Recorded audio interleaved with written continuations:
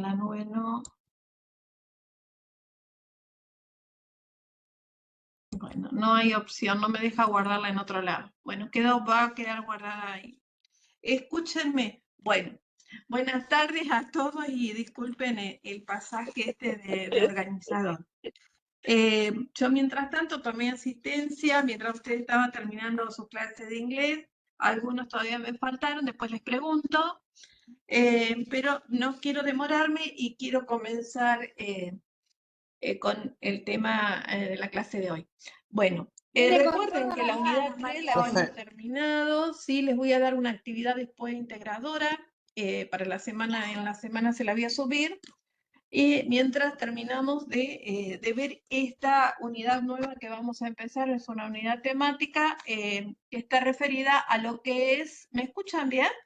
Toma agua, María. Sí, Mari, Con los ¿te escucha? tapones Sí, profe, te escucho bien. Yo solamente Vamos a entro y ver, salgo vamos de a la empezar a clase ver lo que es la porque estoy en farmacología el de trabajo y la no tengo buena glucemia, señal. ¿sí? Entonces vamos a empezar a ver, ahora les voy a, le voy a pasar un PowerPoint que ya se lo subí directo, lo tienen en la plataforma EVA, ya lo tienen. Lo vamos a hacer en 2 veces, porque en 2 clases, porque si no es muchos nombres, muchos temas y no los quiero embarullar tanto. Al final de esto, de lo que es la farmacología de la glucemia, vamos a ver, vamos a analizar lo que nosotros vimos en algunos casos clínicos que pueden aparecer y entonces para ver cómo lo pueden aplicar y cómo podemos nosotros ayudar a los pacientes. Más que nada es eso, para que vean cómo lo aplican. Bien. Voy a compartir los subtítulos. Me olvidé. Ahí estoy. Español. Los subtítulos está todo bien, Mari. Ahí estamos. Y compartimos. Qué lindo no que puedo escuchar compartir esta yo, me muero. Acá. Ahora sí, perdón. No lo veía, yo me había asustado. Hoy vengo medio. Bueno. En un cachitín.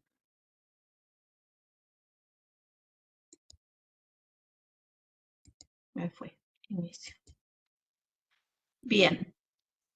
Bueno, en realidad, María, la menos mal unidad que 4, venís media. Ya nos largás todos los PDF, todo. obvio, rapidito, perdimos un tiempito.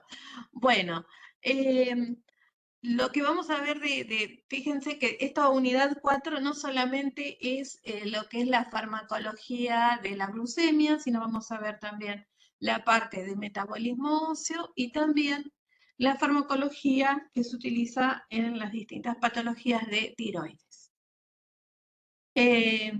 Bueno, acá les puse yo esta unidad, la dividí en 3 partes. Hoy vamos a ver lo que es la parte de la farmacología de la glucemia. Bien, para que no se hagan lío. Son 3 partes y nosotros vamos a arrancar lo de la glucemia. La parte de glucemia, como son bastantes nombres, porque parece sencillo, pero más que nada la parte de hipoglucemiantes orales, hay muchos nombres. Entonces nosotros lo vamos a hacer en 2 partes para que les quede claro. No se mezclen tanto y traten de llevar las clases al día. Recuerden eso que les dije, que ya falta re poquito, que ya están en las últimas clases, así que disfrútenlas y llévenlas al día si no se les hace pesado, digamos. ¿Sí? Traten de llevar al día las clases. Bien. Primero de todo vamos a presentar un poco la patología, que es la diabetes mellitus, ¿sí? Lo van a ver abreviado DBT, van a aparecer siempre, generalmente la van a ver abreviada. Bueno, ¿qué es la diabetes? Muchas veces hay errores de pronunciación porque uno se acostumbra a escucharlo diferente y a veces mucho se dice diabetes. No, está mal, así que quiero que lo corrijan. Si alguien lo dice así, es diabetes, ¿sí? Porque es un error muy común, por eso lo destaco. Bien, bueno, ¿qué es la diabetes? Bueno, la diabetes es un aumento de la concentración de glucosa en sangre, ¿sí? Y se va a deber a un montón de situaciones que ahora las vamos a ver. Muchas veces puede ser por alguna que nosotros decimos que a veces es genética, que puede ser es hereditaria, cuando hay alguna falla y nuestra insulina segregada por el páncreas no puede cumplir, está defectuosa, para decírselo así, es una proteína, es una hormona, que a su vez es una proteína, y recuerden que si una proteína tiene alguna falla, algún aminoácido, no es el que debe ser, no funciona. Bueno, hay algunos que no tienen tampoco, no producen gran cantidad de insulina y por eso se va a producir lo que es la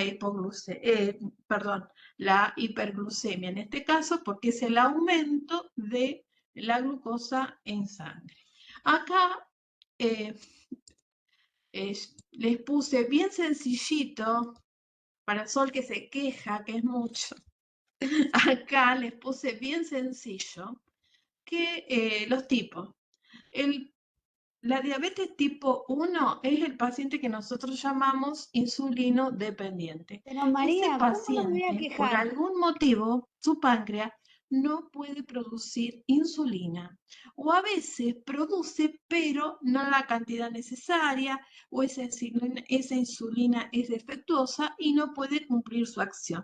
Que ahora vamos a ver qué es lo que hace la insulina. Bien, esa es la de tipo 1. Esta generalmente es la que nosotros llamamos hereditaria, que muchas veces lo vamos a ver, y lo vamos a ver mucho en niños, ¿sí? Es la que aparece, es la diabetes que se despiertan los niños a los 3, 4, 5 años, aparece, ¿sí? En cambio, después tenemos la de tipo 2, la diabetes tipo 2, ya es otro tipo de diabetes que no aparece generalmente, la vamos a ver más en los que son los adultos, ¿sí? Y vamos a ver que en este caso generalmente el páncreas produce la insulina, pero hay una resistencia, ¿sí? De las células hacia la insulina. O sea, las células se resisten a que la insulina actúe, para hacérselas de esa forma. Y luego hay otro tercer caso, tipo, digamos, que es la diabetes gestacional. Obviamente, esto ocurre durante el embarazo, no en todas las pacientes, pero hay pacientes que puede llegar a producirse esta diabetes gestacional.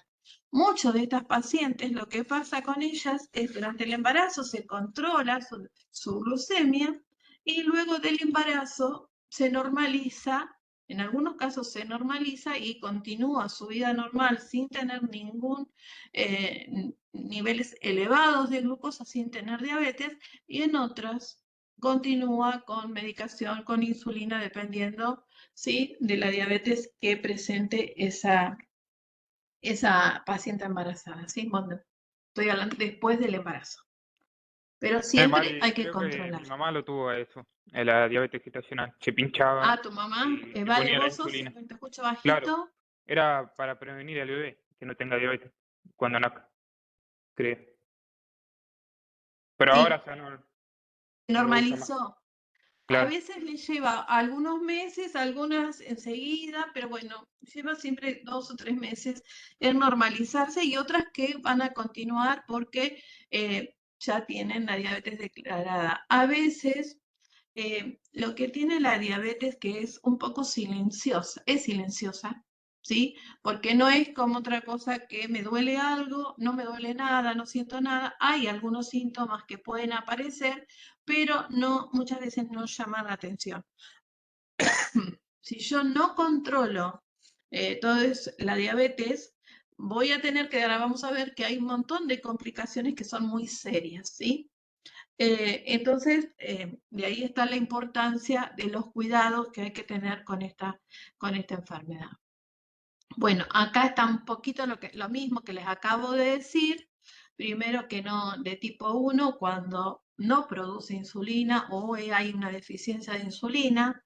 La de tipo 2, es la que veo una resistencia a la insulina. Las células no dejan actuar a la insulina.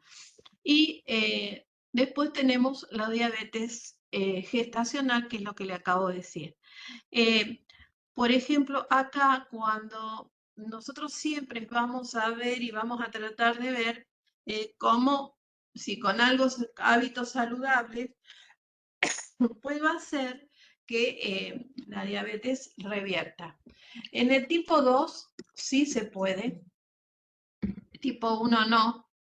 El insulino dependiente no puede volver para atrás, digamos, volver a su normalidad. Diabetes tipo 2 sí se puede en muchos casos, de lo que va a requerir un cambio de hábitos muy estricto. ¿Sí? Principalmente la dieta, la actividad física, un poco de lo que nosotros siempre estamos hablando cuando hablamos de la parte de cardiovascular. Bueno, diabetes, obesidad y demás eran como disparadores de ese tipo de enfermedades. Bueno, acá nos ocurre lo mismo. La diabetes, cuando aparece diabetes tipo 2, generalmente hay un montón de patologías asociadas también. Porque si tenés una persona obesa, tenés una persona sedentaria, obviamente que si no tiene buenos hábitos alimenticios va a tener colesterol, va a tener triglicéridos, o sea, puede tener hipertensión arterial, o sea, se junta todo más el cuadro de la glucemia elevada, ¿sí? Así que en los pacientes cardiovasculares también se puede dar con todos estos requisitos que les acabo de decir yo, pero no, a veces no todos, pero con algunos, 2 o 3 de estas cosas que les acabo de nombrar puede llegar a aparecer. Pero sí, la diabetes de tipo 2 se puede revertir. Obviamente que hay que ser muy estrictos en lo que es la alimentación, en la actividad física y bueno, cuesta porque hay que dejar harinas. Cuando hablamos de hidratos de carbono, de glucosa, hablamos de lo que son las harinas, los hidratos de carbono. Ustedes ya saben que es, por ejemplo, todo lo que tenga almidón, todo lo que es la fruta, las frutas se pueden comer, no es que no se puede, todo se puede comer, pero de una forma especial para el paciente diabético, ¿sí? Las harinas generalmente conviene con fibras para que se demore la absorción de la glucosa y que no dé picos de glucosa, que es lo que tenemos que evitar. Bueno, yo acá le puse un cuadrito para que tengan cuáles son los síntomas. Generalmente van a encontrar estos que les puse acá. Frecuente, el paciente va a orinar mucho, va a tomar agua, va a tener mucha sed de noche, ¿sí? Por eso toma agua también la boca, uno de los síntomas, la boca seca, aumento de peso.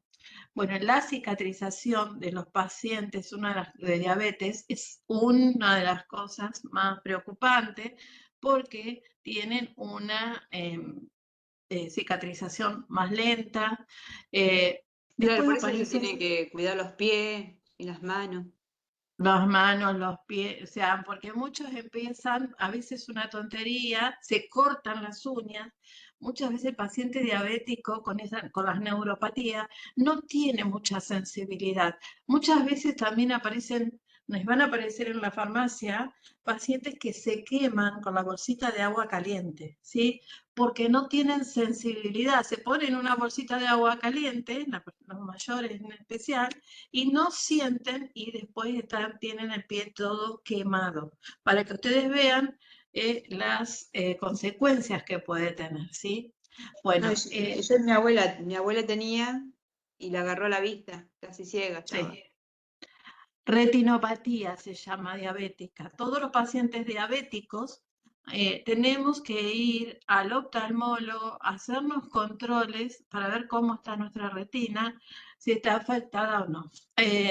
Pero más que nada, en los pacientes que hay muchos que no lo toman con seriedad la enfermedad, porque no les produce no les produce algo que no les permita trabajar o moverse, entonces uno sigue. Y el problema va a estar cuando aparece como la retinopatía, las neuropatías periféricas, los pies se sienten hormigueos, pierden la sensibilidad, ¿sí?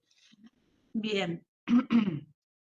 Y la otra tablita que le puse es un poco para que ustedes vean, no es para que lo sepan, pero para que estén informados y sepan, por ejemplo, que la glucosa en ayunas, o sea, los pacientes diabéticos todos tienen un biosensor, no, casi todos, bueno, no digo yo, y se pueden controlar según lo que le diga su médico endocrinólogo, cuántas veces se tiene que controlar.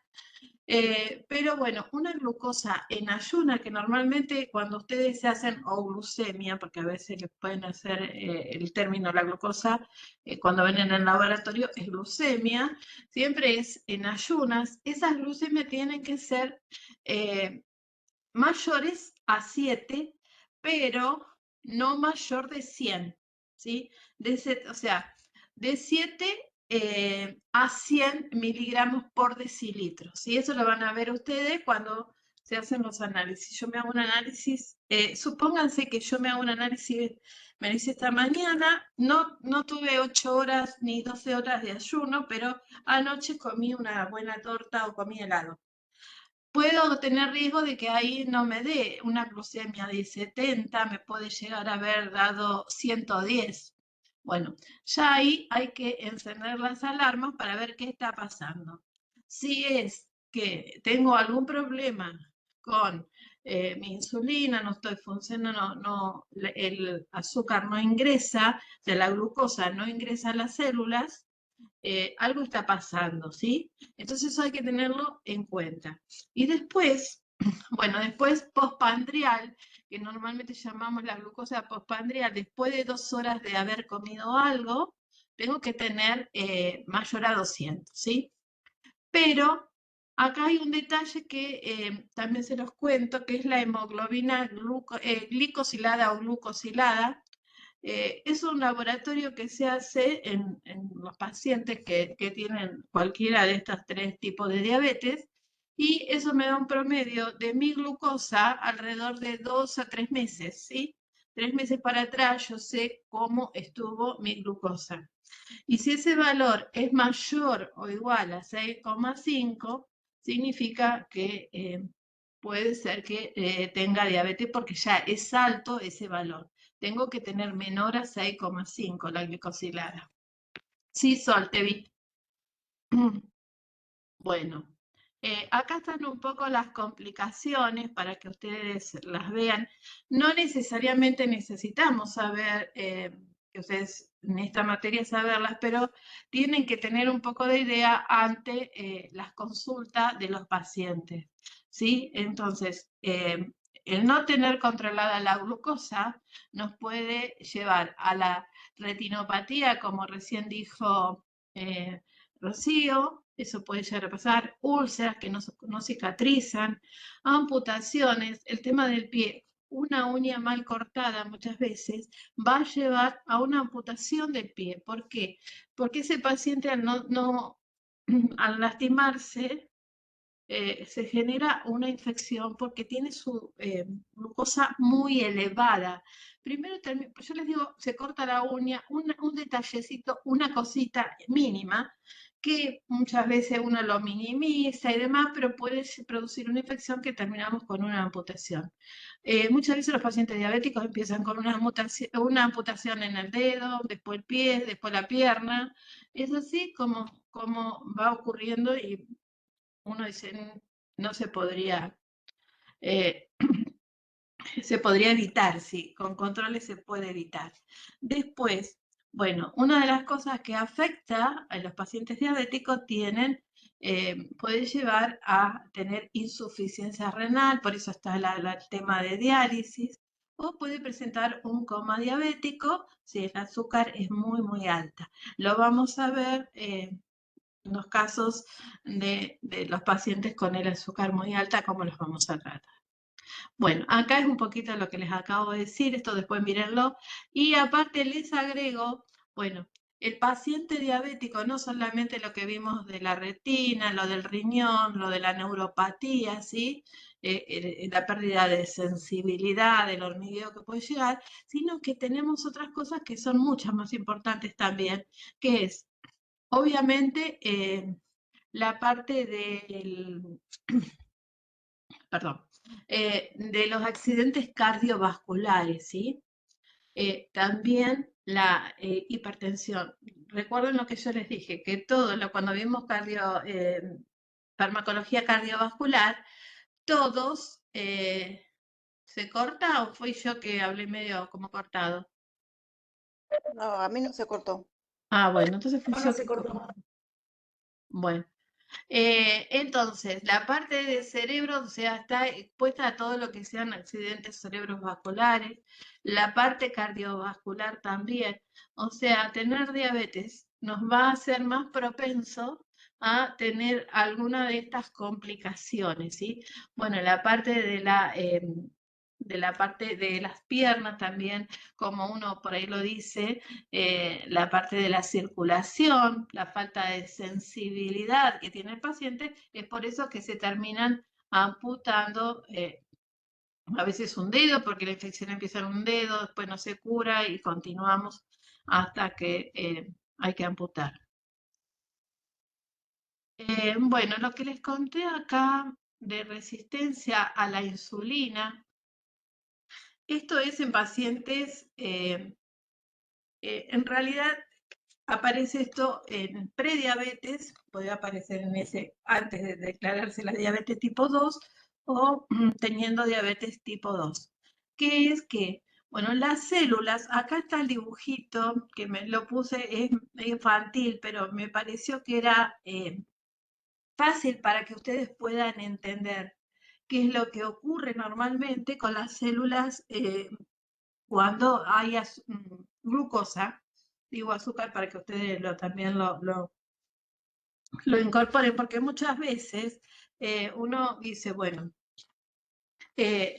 azúcar por un lado y no tenemos en cuenta todo lo que son las harinas, ¿sí? También tienen hidratos de carbono, así que tenemos que tener en cuenta esas cosas. Con respecto al páncreas, cuando nosotros ingerimos hidratos de carbono, si ustedes se remontan al primer año, cuando vieron biología con Silvia, seguramente ustedes vieron que cuando nosotros ingerimos alimentos, en la boca lo primero que tenemos es la amilasa, que es una enzima que va a romper los almidones para que ya se empiecen. Almidón, por ejemplo, para decirles, es una cadena de muchas glucosas. Entonces, lo que hace la amilasa es ir rompiendo esas cadenas y transformando en pedacitos de glucosa. Entonces, nosotros ingerimos, ahí empieza a aparecer la glucosa, va a llegar al estómago, al intestino y se va a reabsorber y va a aparecer en sangre, ¿sí? Esa es la sangre cuando nosotros medimos y encontramos la glucosa en sangre. ¿Cuál es la cantidad de glucosa que tenemos?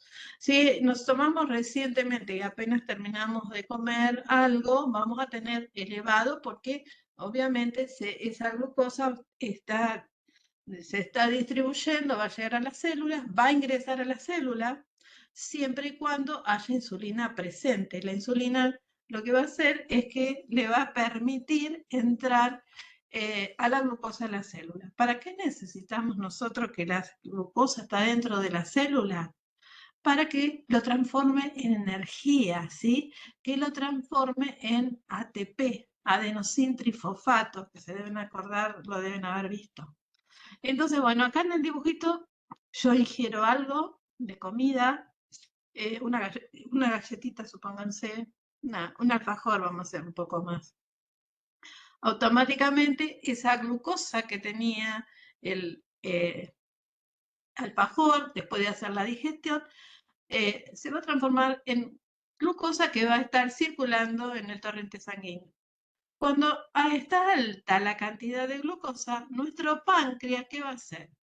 Va a producir insulina. Las células beta del páncreas son las células que van a producir esta insulina y la van a liberar al torrente sanguíneo. ¿Para qué lo van a hacer? Para que cuando la glucosa tenga que entrar a la célula, lo puede hacer, porque la insulina es, como siempre se los digo, la cerradura, ¿sí?, de la célula, ¿sí? Entonces hay un receptor que solamente la insulina la puede habilitar para que la glucosa ingrese a la célula. Acá se puede ver la célula, los cuadraditos son la glucosa, ¿sí? Es como un terrón de azúcar, por eso está así. Pero bueno, la insulina, ustedes recuerden que es quien permite el ingreso de la glucosa dentro de la célula y la transforme en energía, en este caso ATP. Ustedes piensen, por eso muchas veces los pacientes están cansados, fatigados. ¿Por qué? Porque no tienen energía, si no está tratado el paciente, tiene alta la concentración de glucosa en sangre, pero no tengo dentro de las células. Yo necesito tener glucosa dentro de la célula para que se transforme en energía. ¿Sí? Eso es lo que pasa con el paciente con diabetes. Está cansado porque no ingresa. Y cuando tenemos estos cuadros de resistencia a la insulina, significa que la insulina va a ir a la célula, va a actuar en el receptor, pero no va a pasar nada, no va a dejar entrar a la glucosa, ¿sí? Eso es lo que pasa en resistencia a la insulina. Entonces, un paciente que tiene la glucosa alta, tiene en ayunas 110, por ejemplo, puede ser un paciente que está en una prediabetes, puede tener una resistencia a la insulina. Bueno, y eso hay que revertirlo. ¿Cómo lo revierto? Bueno, como les dije hoy, con hábitos saludables, una dieta saludable, actividad física, ¿sí?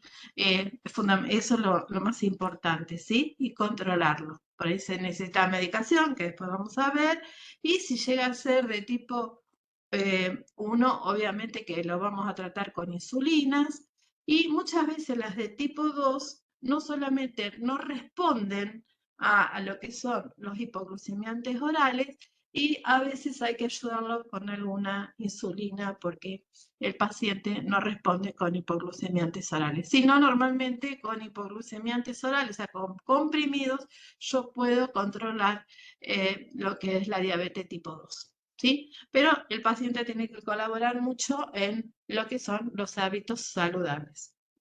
Y si esto se extiende en el tiempo, lo hacen, ¿sí? Lo toma como un modo de vida, esa diabetes tipo 2 se puede eliminar, digamos, ¿sí? Se puede revertir. Bueno, acá les puse para que ustedes vean, fíjense, es un poco lo que yo acabo de decir recién con respecto a lo que son, fíjense, qué pacientes son los que tienen más probabilidades de volverse resistentes a la insulina, y son, si nosotros miramos, esto es muy similar a los factores que predisponían a una patología cardiovascular, como estuvimos viendo, a todo lo que son eventos cardiovasculares, incluido, bueno, la parte de cerebro, ¿sí? Como vimos, de accidentes cerebrovasculares. Bueno, sobrepeso, la edad, fíjense, mayor 45 en adelante, a veces puede ser antes. Tener la parte genética, la carga genética, por eso diabetes hereditario, muchas veces pueden saltear, o alguien que o sea, que no haya alguien en la cadena, digamos, de la familia no lo tenga o no se ha fijado. O sea, cuando haya antecedentes tenemos que controlarlos porque por ahí estamos bien y por ahí puede ser que aparezca la diabetes. Pero siempre, si uno hace una buena, o tiene cambios, hace cambios saludables, se ven reflejados, ¿sí? Pero bueno, obesidad, la edad, como yo dije, mayores de 45, la parte genética o hereditaria, la inactividad o el sedentarismo, Otras patologías agregadas que muchas veces las tenemos, como la tensión arterial elevada, como valores de colesterol y de triglicéridos elevados. No estoy diciendo nada raro, son todas cosas que puede aparecer y que influyen mucho. Fíjense, o tener antecedentes ya de enfermedades cardiovasculares o cerebrovascular. Y otra de las cosas es la diabetes gestacional, que yo les dije, en algún momento puede ser que esté, o sea, durante el embarazo se controla y luego desaparece, y en otros pacientes no desaparece, queda, sigue medicada para este tipo de diabetes, que seguramente va a ser de tipo 2. Sí, pues si hubiera sido tipo 1, aparece mucho, se ve mucho más en personas muy jóvenes y niños. Fíjense, esto lo puse, tampoco lo puse para que lo sepan, pero fíjense que esto es muy habitual. Mucho podemos tener a alguien, conocer a alguien y no lo sabe. Fíjense, pueden aparecer estas acantosis. Fíjense, es como que es una zona del cuello que tiene una pigmentación, del cuello, de axilas, en varias partes del cuerpo puede aparecer. Es una pigmentación oscura, fíjense, como que la piel está como rotita, así para decirle, pero eso sí puede llegar a ser, es uno de los síntomas. Y Ay, yo he después, visto en personas sí, con eso. sí, sí, es muy habitual verlo. Igualmente, fíjate acá, estas que los llamamos lunarcitos, que no son lunarcitos, son tienen el color de la piel, aparecen mucho en la zona del cuello. Cuando una persona tiene mucho de esto o aparece estas marcas o el sobrepeso, y a eso aparecen otros síntomas que puede llegar, lo que les dije hoy, lo de la fatiga extrema, porque bueno, yo me alimento para tener energía, ¿sí? Para tener todo lo que necesitan mis células. Pero si tengo una resistencia a la insulina, eh, las células no quieren que la insulina abra la puerta y entonces la glucosa queda en circulación. Lo único que me hace es dañarme todos los órganos por donde yo voy, pero no va a tener, no nos vamos a tener nosotros energía, que es lo que necesitamos. Por eso van a aparecer, también está la parte de los mareos, que ahí se los puse, puede estar irritable el paciente, ¿sí? Bueno, todo esto hay que comprobarlo, porque bueno, ya normalmente te aparecen estas tres cosas, y bueno, agreguémosle lo de la fatiga, nos están indicando que estamos haciendo una resistencia a la insulina, pero vuelvo a repetir, con dieta, con actividad física, esto se puede revertir. Y si hay que acompañarlo de hipoglucemiantes orales, se acompaña. ¿Sí? María, hay Sí. gente que lo que tiene así como marrón la piel, hay gente que cree que tiene como suciedad y en realidad lo que tiene es eso. Sí, sí, sí, es muy habitual, porque es la parte de atrás del cuello, esa zona debajo de las Yo tengo una axilas. alumna que la otra vez le dije, le digo, me parece, le digo que te estás lastimando mucho y lo que tenés es un exceso de insulina. Y nada, tiene obesidad ella. Y ella es Generalmente, de sí, lastimarse y sangrarle, María. pero ahí, bueno, se debe estar, normalmente no sangra. Sí está así, pero depende, no sé, yo también No, tengo una porque ella paciente, se los se los arranca. arranca. No, a ver, si hay que retirar estos lunarcitos que aparecen en el cuello, acrocordones que se llaman, hay que ir a un cirujano que te los va a cortar o un dermatólogo que te los va a sacar. Generalmente No, se yo los lo que pueden te estoy retirar, diciendo son nariz. de la cantosis, de eso. Sí, bueno, lo de la cantosis es muy característico, sí. Si ustedes ven un paciente, seguramente tiene que controlarse la glucemia, tiene que ir al médico, obviamente. Nosotros no les vamos a decir lo que tiene, pero sí que consulte al médico. Son Claro, tres eso cosas es lo que que yo generalmente hago. van de la mano. Pero ¿Sí? María, Sí. puede, porque yo conozco una persona que tiene obesidad y tiene marrón en el cuello, pero también es como que le sale como un olor, ¿puede ser?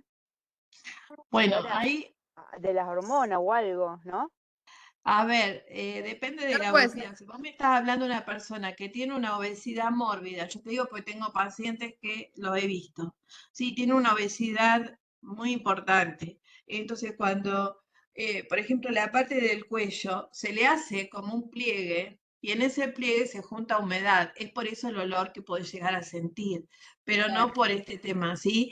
No, porque es como que, no sé, no es un olor a suciedad, es como un olor ay, no sé cómo explicarte, que le sale ya, viste, de la piel, no Claro, sé. pero es porque se junta humedad dentro de esos pliegues. El paciente diabético tiene que extremar los cuidados, porque a veces uno dice, bueno, no se secan los dedos de los pies. A ellos corren más riesgo de que se les infecten que a cualquier otra persona. Entonces, hay que secarlos, hay que tener cuidado, hay que extremar los cuidados. eh, Normalmente los tenemos que cuidar, pero un paciente diabético tiene que extremar los cuidados con ese tipo de cosas. Eh, que si tiene olor, yo creo que es el tema del pliegue y la humedad que se genera, puede haber algún honguito, ¿sí? Alguna micosis, ahí después los vamos a ver, las micosis, puede ser que aparezca eso y tiene un olor, sí, característico. Por ejemplo, mi hermano que, cambiando de tema, ¿no? Mi hermano que sí tiene psoriasis, larga un olor extremadamente horrible. A ver, no lo sabía eso de la psoriasis y el olor. Sí, Pero no, bueno, también quizás, pero bueno, la psoriasis es otra cosa, no es lo mismo, ¿eh?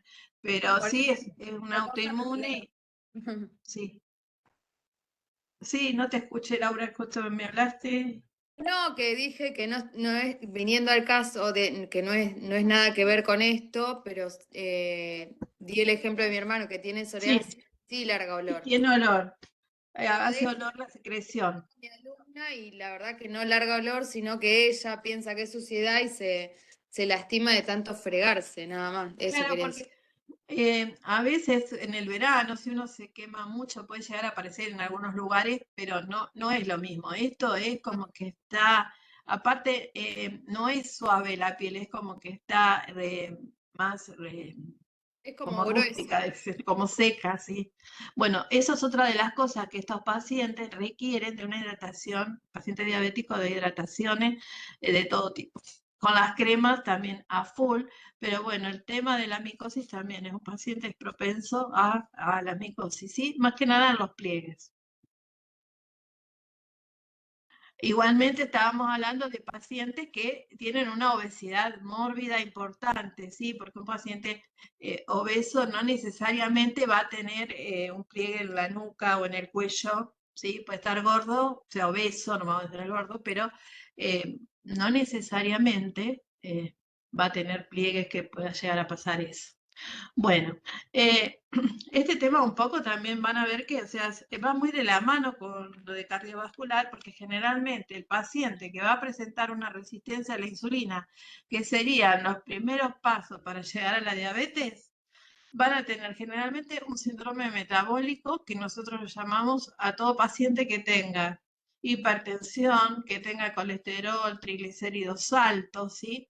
El tema de la obesidad es importante. Fíjense que la figurita que yo les había puesto era un paciente obeso, pero que toda su obesidad estaba en la parte del abdomen, ¿sí? Es típico de la resistencia a la insulina. Y vuelvo a repetir, muchos de estos pacientes tienen esos síntomas que podemos llegar a, algunas de esas características que podemos ver, pero no tiene dolor, no le pasa nada y entonces no lo nota. ¿Cuándo lo nota? Cuando su hígado, por ejemplo, en este caso acá tengo el hígado graso, cáncer también, el tema de hipertensión, de accidentes cerebrovasculares, todas las patologías cardíacas están todas de la mano. Así que dentro es como un combo. El síndrome metabólico y diabetes es lo que nos va a predisponer a toda la mayoría de las enfermedades cardiovasculares y para la parte, todo lo que es cardiovascular, incluidos el ACV, como lo mismo el accidente cerebrovascular. Bien. Bueno, ahora nosotros vamos a ver, empezar a ver un poquito de lo que es, a ver, estamos viendo. ¿Qué es la insulina? Bueno, un poco ya les dije, la insulina es una hormona proteica, es de proteína, formada por proteína, que es liberada por el páncreas. ¿Cuándo el páncreas lo va a liberar? Cuando nosotros ingerimos algún alimento y la glucosa está en sangre, ¿sí? Tengo glucosa en sangre dando vuelta. Bueno, entonces el páncreas va a producir insulina y lo que va a hacer es tratar de ingresar la glucosa a la célula para que la transforme en ATP, ¿sí? Fíjense, es medio infantil el dibujito, pero bueno, acá viene la glucosa, ¿sí? La insulina es quien abre la puerta y la deja pasar. Cuando hay una resistencia a la insulina, como vimos hace un ratito, esa puerta no se abre, por más que esté la insulina ahí y no deja entrar a la glucosa, ¿sí? Bueno, entonces cuando pasa eso, hay que cambiar hábitos, hay que, generalmente empiezan con lo que es el tratamiento de la hiperglucemia con hipoglucemiantes orales. Bien. Se me traba la lengua hoy, no sé. Bueno, acá hay otro dibujito, pero para que les quede más claro, pero fíjense, es quien abre la puerta, ¿sí? Porque si no está la insulina, no puede ingresar la glucosa y transformarse en energía, en ATP. Acá lo que nosotros vemos, bueno, hay un receptor donde ingresa donde va a ir a actuar la insulina, es en un receptor que va a estar en las células, ¿sí? Y que va a permitir que la glucosa ingrese, excepto que haya una resistencia a la insulina y no lo deje ingresar, ¿sí?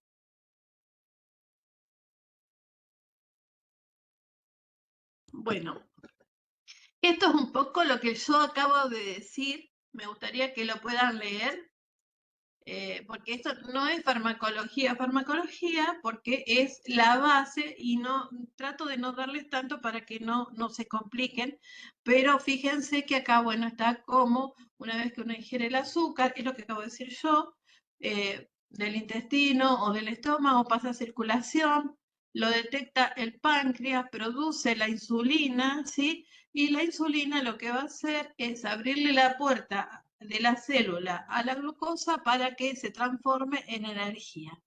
Y bueno, vamos a ver que hay varias células, o sea, ATP todas necesitan glucosa, ustedes cuando estudian una célula, todas las células requieren de glucosa, ¿sí?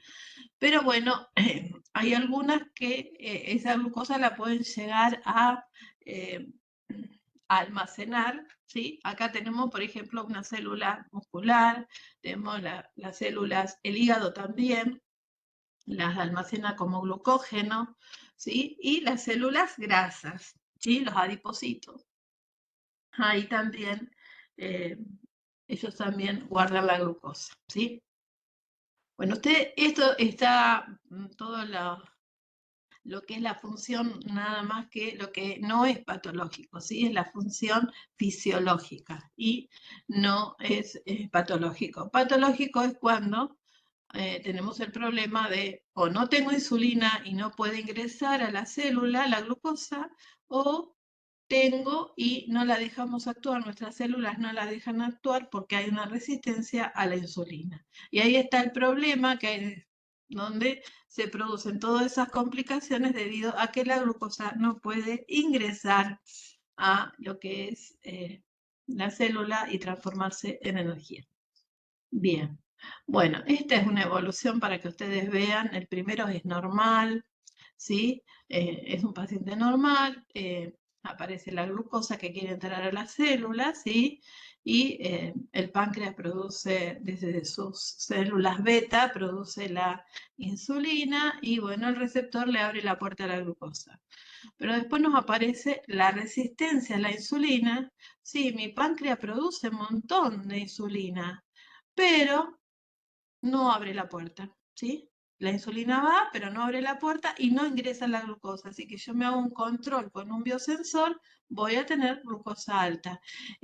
Donde dice normal y saludable, obviamente que me voy a hacer un control y voy a estar dentro de los valores de 70 a 100, ¿sí? Ya después cuando hay resistencia, ya tenemos de valores hasta 120, ya ahí estamos en una prediabetes, ¿sí? Y mayor a 120 ya el paciente es diabético. Bien, bueno, y acá es un poco cómo terminamos en la diabetes tipo 2. Muchas veces ya ese páncreas produce insulina, pero ya no tanto, ¿sí?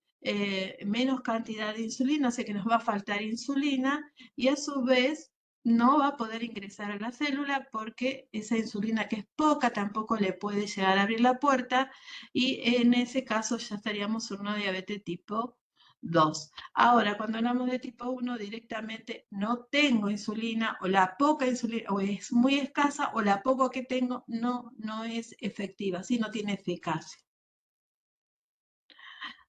Acá es un cuadrito para que ustedes después miren más que nada lo que estuvimos hablando de los distintos, qué es lo que ocurre en el hígado, en el músculo, en el tejido adiposo, en el páncreas, y pueden ir viendo cómo se mantienen los niveles de glucosa de un paciente. Por ejemplo, acá tengo el primero de todo, es la producción de glucosa que se produce dentro del hígado, ¿sí? Fíjense cómo en un paciente diabético es siempre mucho más alta, ¿sí? Voy a tener mayor concentración de glucosa. Lo mismo va a ocurrir en el músculo, por eso es tan importante la dieta en la parte del hígado. También es re importante la actividad física, ¿sí? Para que ese músculo tenga toda esa glucosa que tiene guardada, ¿sí? La pueda transformar, ¿sí? En energía. Bueno, entonces acá van a ver también los adipocitos, qué es lo que pasa. Es para que tengan una idea nada más de eso, pero lo que me interesa es que puedan entender lo que es diabetes, que es el aumento de la glucosa, cuál es la función que tiene la glucosa. Recuerden lo de abrir la puertita para que se acuerden, es activar en forma complejo, fármaco receptor, ¿sí? Porque la insulina normalmente la tenemos, se secreta en nuestro cuerpo cuando está todo bien, pero cuando tenemos un paciente insulino dependiente, no tiene glucosa, así que insulina. Y la única insulina que va a tener es la insulina que se va a tener que aplicar, que después ahora vamos a ver cuáles son los tipos de insulina. No sé cómo estoy con la hora, estoy retrasada, me parece. Bien, también les puse para que tengan en cuenta que no solamente los alimentos, esto es re importante y esto también lo vamos a ver en los grupos, lo vamos a ir remarcando de los medicamentos. Hay muchos medicamentos que pueden producir un aumento de la glucosa, o sea, una hiperglucemia, o una disminución de la glucosa, una hipoglucemia. Fíjense, los corticoides todavía no lo vimos, no vimos nada, o glucocorticoides todavía no los vimos, pero a medida que los vayamos viendo van a ver, están contraindicados en pacientes con diabetes, salvo que lo requiera, ¿sí? Después controlaremos lo de la diabetes, pero son fármacos que no solamente aumentan la glucosa en sangre, ¿sí?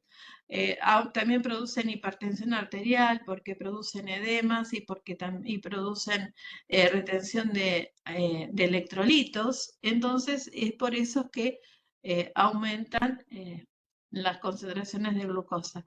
Pero fíjense que hay muchos antipsicóticos, después los vamos a ir viendo a medida que avanzamos, los vamos ir viendo. Los opioides o opiáceos, como quieran llamarlos, fentanilo, morfina, todavía no los vimos, pero van a ver que todos estos fármacos son los antagonistas beta-adrenérgicos, la adrenalina, la hidroclorotiazida, que es un diurético de los tiazídicos, bueno, la hidantoína, que es la fenitoína, que es para la epilepsia. Es un montón de medicación que hay que tener cuidado, más que nada cuando el paciente es diabético, ¿sí? Y bueno, hay medicaciones que producen hipoglucemia, como los antagonistas también beta-adrenérgicos, los IECA, ¿recuerdan? Bueno, hay varios que pueden alterar los valores se los puse acá para que ustedes recuerden que pueden alterar los valores de glucosa en sangre. Bueno, vamos a ver hipoglucemia. Bueno, yo ya un montón de estas cosas yo se las fui adelantando. Valores, cuando hablamos de hipoglucemia, yo dije los valores normales de glucosa van de 70 a 100, ¿sí? Miligramos por decilitros. Cuando tengo menos de 70 o menos de 60 ya, eso es una hipoglucemia, ¿sí? El paciente está haciendo una hipoglucemia, no tiene azúcar, el nivel, la cantidad de glucosa en sangre es muy baja. No estoy hablando, a ver, no estoy hablando simplemente de un paciente con diabetes, o sea, puede haber otras cosas que nos cause esta hipoglucemia, como recién hablé, como de medicamentos. Muchas veces también ocurren las hipoglucemias en pacientes insulino dependientes y también en los diabéticos tipo 2, cuando las ingestas de hidratos de carbono o de alimentos se hace muy prolongada, muchos periodos de ayuna, y puede llegar a hacer que bajen los niveles de glucosa. Vos sabés, Bueno, Mariela, que en relación a sí, esto yo te escuchaba atentamente lo que es la resistencia. Yo hago hipoglucemia a pesar de que, suponte, he almorzado y a la hora hago unas hipoglucemias de 48, 50, me baja sí, la glucosa. Y esto sí, que vos decís del hambre es un hambre, pero voraz, que te da. Es como que no podés saciarte, pero después, cuando te pasa eso, si vos sucumbís a esa necesidad, la mayoría de las veces tenés que vomitar porque es mucho lo que comiste, es algo inusitado. sí, uno El trata, tema el cuerpo trata de mantener el equilibrio y bueno, es por eso es también. como que te da como un atracón de comida y es una sensación fea porque después quedás con un cansancio, con una debilidad que tarda varias Claro, horas en recomponerse y es una sensación muy fea. Yo te sí, escuchaba atentamente esto porque la verdad que mi mamá es diabética, ella hace ya casi 4 años que está en diálisis. claro. El- Se daña, es una de las cosas que yo le estaba diciendo, la gran cantidad de azúcar que puede estar circulando daña los riñones y produce una insuficiencia renal que terminan Exactamente, con ella diálisis. tiene retinopatía, todo lo que fuiste nombrando, yo te escuchaba muy Lo atentamente tiene, claro. Bueno, y porque con respecto a lo de las hipoglucemias, acá yo les puse algunos de los síntomas que pueden aparecer. Muchos pacientes pueden presentar sudoración, más que nada, bueno, el hambre excesivo que ya lo dijimos recién, el cansancio está pálido, se lo ve pálido, puede estar ansioso, puede tener temblores, ¿sí? Temblores de los miembros, las piernas o las manos, ¿sí? Eso se nota fácilmente. Pero bueno, normalmente cuando hablamos de una hipoglucemia hay que ver de qué tipo de hipoglucemia nosotros estamos hablando. También puede aparecer desorientación, el paciente está desorientado, a veces te está mirando y no puede hablar, no se puede mover, ¿sí? No, normalmente uno lo puede manejar, eso lo puede ir viendo. Es importante que lo vea la familia, por ejemplo, que sepa la familia de un paciente diabético, insulino dependiente, y esté al tanto de todos estos síntomas, porque muchas veces el paciente no puede manifestarse de lo que le está pasando, ¿sí? Alguien se tiene que dar cuenta porque no puede. Ahora vamos a ver los tipos de hipoglucemia y cómo los vamos a tratar. Bien. Bueno, como yo les dije, la glucemia tiene que ser menor de 60 o de 70. Van a encontrar, porque esto es como la presión arterial, que a algunos les cambian los valores, bueno, que van a encontrar en distintos libros, bueno. Normalmente es menor de 70, ¿sí? Miligramos por decilitro, van a aparecer eso, en la glucemia, a partir de ahí es glucemia, ¿sí? Pero nosotros nos vamos a dar cuenta, yo puse no grave y grave, para que a ustedes les quede claro, cuando el paciente está inconsciente porque puede perder conciencia, no puede responder, obviamente que lo vamos a tener que sacar de esa hipoglucemia, necesita ayuda, sí o sí, ¿sí? Entonces estamos hablando de una hipoglucemia grave. Cuando nosotros estamos hablando de un paciente que está consciente, que puede ingerir, porque también es el paciente que está muchas veces con una hipoglucemia más importante, no te puede hablar, sino no necesariamente pierde la conciencia, pero es como que se le traba la lengua, que no se puede expresar y requiere de ayuda, ¿sí? O puede estar inconsciente. Entonces tenemos dos tipos, es grave y no tan grave, ¿sí? Lo que no es grave y el paciente por sí solo lo puede hacer, muchos de los pacientes insulinos dependientes que les suele ocurrir, o también diabetes tipo 2, llevan un caramelo, llevan una gaseosa. Siempre les digo, hábitos saludables, pero bueno, la gaseosa, ustedes van a ver una conocida que es Coca-Cola. Yo también suelo tener hipoglucemias. Cuando me paso, me extiendo mucho en el tiempo entre comida y comida, me ocurre. Entonces, tomar unos sorbos nada más de Coca-Cola te aumenta la glucosa, pero no necesariamente tiene que ser Coca-Cola, puede ser un té, puede ser una fruta, un caramelo, por ahí tarda un poco más, un poco menos, ¿sí? Unas galletitas dulces, algo que yo tenga para que yo pueda elevar mis niveles de glucosa, ¿sí? El tema es el paciente, cuando ese paciente está inconsciente y no es capaz de digerir nada, no le puedo dar de tomar nada, entonces se nos complica. ¿Cómo lo vamos a hacer? En ese caso, no lo hacemos nosotros, pero sí lo va a hacer el enfermero y el médico, obviamente, se le va a pasar glucosa vía endovenosa y bueno, con eso el paciente se va a ir equilibrando su glucosa, va a ir aumentando su glucosa a valores normales, ¿sí? También muchos, hay otro, aparte de la glucosa, fíjense, cuando no tengo vías, a alguno de estos pacientes le podemos llegar a dar una glucosa que viene preparada, es una presentación.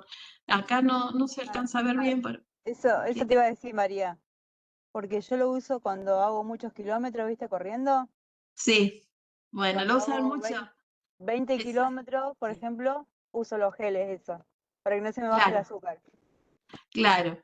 Eso es importante y lo trajiste, está bueno de comentarlo porque muchas veces pasa eso que uno sale a andar en bicicleta, sale a correr y tenemos un desgaste muy importante de energía, necesitamos glucosa, sí o sí necesitamos glucosa para Claro, que nos dé más entonces energía. yo ya sea 10 Y kilómetros tengo que tomarlo, ¿viste? Por sí, ejemplo. entonces tienen que llevarlo y acostumbrarse a que tienen que llevar, puede ser esa glucosa, puede ser una banana, puede ser, no sé, algo. Brillo, Sí, gomitas, sí. gomitas llevan mucho porque es práctico llevar gomita, entonces eso nos levanta la glucosa rápidamente, ¿sí? Bueno, y el paciente que puede tomar un jugo de naranja, lo que tenga, o sea, lo que tengamos a mano que nos puede tomar agua con azúcar, una cucharada de agua, una cucharada de azúcar en el agua y listo, ¿sí? Para levantar la hipoglucemia, bueno, y después controlar al paciente. Todo va a depender de qué tipo de diabetes tiene y demás, ¿sí? Bueno, acá están los sobrecitos que son 15 gramos de glucosa, ¿sí? Y después siempre se supone que es la primera opción y después, bueno, hay otras cosas como las que podemos ver acá, está un vaso de leche, no pasa nada, ¿sí? Azúcar, lo que yo tenga a mano como para poder compensar a ese paciente, ¿sí? Es la forma de recuperar a un paciente con hipoglucemia, ¿sí? Lo vamos, sí. En Cuba, ese es el ABC, el agua con azúcar. En el caso de las personas por ahí cuando están borrachas, que el mismo alcohol es como que consume todo el azúcar que tiene en el cuerpo, el rapidín es ese agua con azúcar y dale. Y enseguida se Sí, recompone. y claro, y también lo que hace el alcohol no solamente tiene que ver con el azúcar, es que deshidrata. Entonces, es por eso que nos duele la cabeza si uno toma mucho alcohol. Entonces, necesitamos hidratarnos muy bien. más de lo normal, digamos, ¿sí? Mira, el fin de semana, al lado de la cama de mi mamá, internaron a una chica de 20 años que había salido el viernes a la noche y bueno, ella tiene, ya te digo, 20 años de los 15, que es diabética, le diagnosticaron diabetes, e ingresó con una glucemia de 600, de 6 gramos. Así que nada, la habían traído bastante inconsciente, la trataron de recuperar en la guardia, pero ya tiene problemas en la visión y ella tiene una negación con su enfermedad, pero con 6 gramos de Sí, glucemia y 20 años. sí. Y de hecho se fue de alta el domingo después del mediodía, no pudieron controlarse del todo, pero bueno, ya estaba más estable con 2 gramos, casi 2 gramos y medio. Sí, no, es muy alto igual. Eso ocurre. Les cuento acá que me puse a hablar de la glucosa y me salté este pedazo. Entonces, hipoglucemia. Igual ahora más adelante les hice como unos tips de cada, de las hiper y de las hipoglucemias para que la vean. En la hipoglucemia, cuando el paciente está consciente, todo lo que sea dulce, la glucosa, lo que sea que tengamos, sirve. Pero cuando el paciente está inconsciente, obviamente que hay que poner una vía, generalmente si no, no tenemos otra opción. Y si no, nos queda algo más que no requiere de la vía, que puede ser subcutáneo o intramuscular, y se los voy a mostrar más adelante, pero acá está, es el glucagón, que es importante que todos los pacientes insulino dependientes tengan glucagón y lo sepan manejar. Y no solamente el paciente, sino los que conviven, ¿sí? La pareja, el padre, no sé, quienes viven en su casa, sepan cómo manejarlo, porque si hacen una hipoglucemia severa, donde pierde la conciencia, donde no puede digerir, no nos queda otra opción. Ahora voy a mostrarles, eh, espérenme, bueno, una vez que se recuperaron los pacientes de la hipoglucemia, sí podemos utilizar, esperando un tiempo prudente, volver a que ingiera más hidratos de carbono para que se pueda normalizar. Bueno, esto es lo de la hipo, lo que acabo de decirle, bueno, comer o beber los 15 gramos de hidratos de carbono, en este caso. Pero María, perdón que te interrumpa, el glucagón ese lo puede usar cualquier persona, no recuerdo eso. Ahora lo voy a mostrar. Sí, normalmente es importante que el paciente, si es insulino dependiente, lo sepa utilizar, pero también el entorno, porque si le llega a pasar algo, alguien tiene que reaccionar, ¿sí? Y se lo tiene que aplicar. Bien. Por eso es subcutáneo o intramuscular. Ahora les voy a mostrar acá lo tenemos. Fíjense, para la hipoglucemia grave, paciente inconsciente, sí vale. Mari, esto para que no que provoque la hipoglucemia, hay que tomar un poquito de algo para levantar glucosa. Claro, Sí. a ver, si esta hipoglucemia es bajita, o sea, no es leve, con algo, te tomás unos mates con azúcar, tomás un té, un cafecito, te comes una galletita, un caramelo, una gomita, lo que quieras, ¿sí? Con eso lo podés resolver. Pero cuando Las esta isotónicas también están buenas. claro, cuando tenemos que, cuando Sí. ese sí, no, cuando, Rocío, vos nombrás las soluciones isotónicas, ¿a qué te referías? No, A los las Gatorade y todo eso. por eso, sí. Las soluciones de cloruro de sodio, también se llaman, son isotónicas. Entonces, por eso te decía, si era uno de una solución, un suero era lo que te referías, era eso. Bueno, no, sí, Espera, de la mía. tienen electrolitos y además tienen glucosa, sí, está muy bueno para Claro, como las Gatorade, recomponerse, los digamos, Power. después de una actividad. ¿Sí? Como las Gatorade, los Power. Claro, exacto. O sea, Bueno, Pero ahora no sí. no todo lo pueden tomar, porque en relación a eso, por ejemplo, yo desde la experiencia que tenemos nosotros con mi mamá, ella no tiene permitido ni tomar coca y eso por el tiempo que eso queda dando vuelta en el organismo hasta que lo puede eliminar. Entonces, lo que tanto nefrólogo como Los Sí, especialistas de diabetes lo que están recomendando hace un par de años esta parte es un pocillo de leche con 2 cucharadas de té de azúcar y una rodaja de pan. bueno, pero ahí En está, relación a ¿ves? esto, lo que vos decís, María, que la persona esté consciente y que pueda ingerirlo. Exacto. Una cosa es que alguien haga una hipoglucemia porque no tiene problemas de diabetes, pero puede hacer una hipoglucemia, como dice Ro, se fue a andar en bici, hizo 20, 30 kilómetros, no ingirió nada de azúcar, le falta glucosa, obviamente que va a ser una hipoglucemia. Por eso es importante frente a las Sí, se actividades puede físicas. desmayar todo. Yo he Sí, visto pierden el las maratones. conocimiento. Sí, Sí, pierden el conocimiento. Entonces, para poder tratar a esos pacientes, eso no necesariamente te quiere decir que todos los pacientes tengan diagnóstico de diabetes. Pueden no tenerlo, ¿sí? Puede ser alguna medicación que me dieron que me produzca una hipoglucemia, ¿sí? No necesariamente pacientes diabéticos. Por eso yo les digo, la Coca-Cola no es buena, pero si ustedes tienen Coca-Cola a la mano, se lo van a dar al paciente para poder mejorarlo, ¿sí? Después pasar en su casa, en cualquier lado. Ustedes algo dulce, Era una ¿sí? foto en la casa de tu tía. La gaseosa tiene muchísima, Ya era una foto en la casa de tu tía. no sé a quién le dice, ¿va? Bueno, fíjense acá, no sé. no sé, no entendí. Acá, fíjense, ¿Dónde los audíos ahora? Ay, hoy me anda todo No, para tiene arriba. abierto el micrófono, Eva. ahí está. Ah, Bueno, el tratamiento con glucagón o glucosa intravenosa, eso se va a dar siempre cuando el paciente no tenga, no, o sea, esté inconsciente, ¿sí? Que ustedes puedan, ¿sí? Tomás, Sí, profe, me tengo que retirar. Pensé que la clase era hasta -20. Mirá, tenés razón, sí, ya voy a cortar, termino esto y corto. profe, pasa que ya me tengo que retirar. Sí, ya te había puesto el presente. Gracias, hasta luego. No, de nada, hasta luego. Bueno, entonces vemos. Ya termino con esto y continuamos la clase siguiente.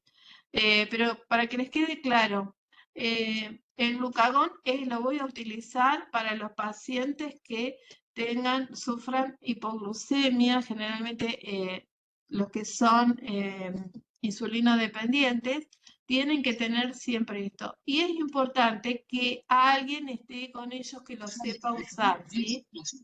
Normalmente cuando cuando el paciente está tratándose, el médico le va, Eva, no sé qué, bueno. Bueno, tengan en cuenta eso.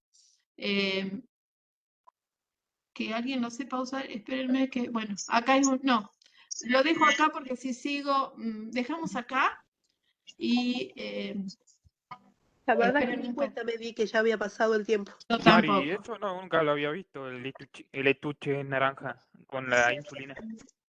Bueno.